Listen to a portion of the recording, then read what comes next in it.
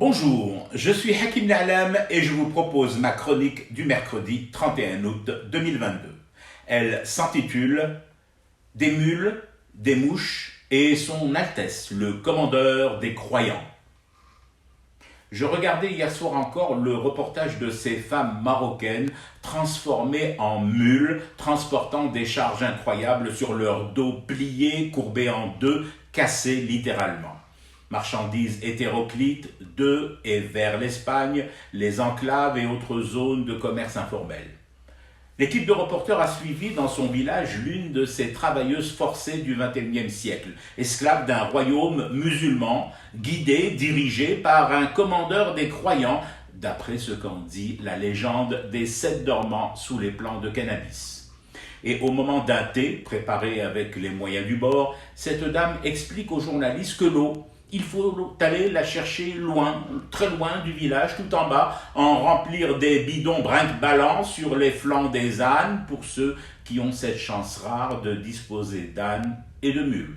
Pour l'électricité, elle a tenu à rassurer ses invités, point besoin d'aller la chercher quelque part, puisque même loin, elle n'est pas disponible et son village exclu du fait des princes des projets de branchement.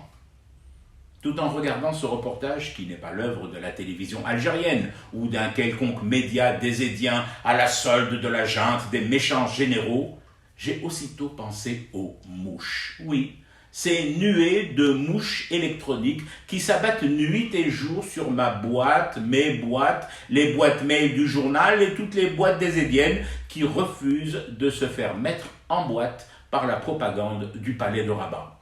Une armée de mouches, souvent incultes, maîtrisant mal le français, mal l'arabe, très mal l'anglais, et pratiquant le borborigme invectivant comme langue première et dernière.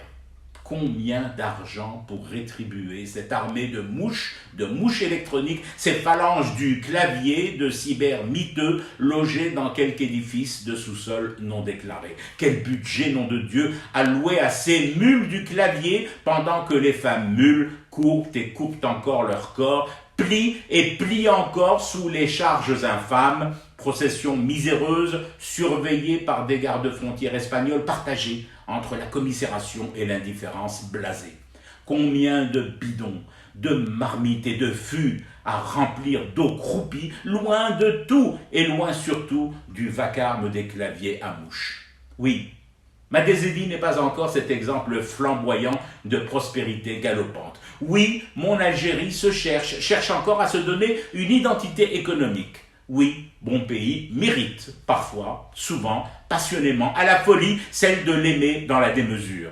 Mais les dos courbés des mamans et des grands-mamans, chargés comme des mules et qui passent des frontières barbelées pour un peu d'eau fangeuse et du thé servi en reportage sur les chaînes de télévision du monde, cela, nous nous en sommes débarrassés en 1962, quoi qu'on puisse en dire.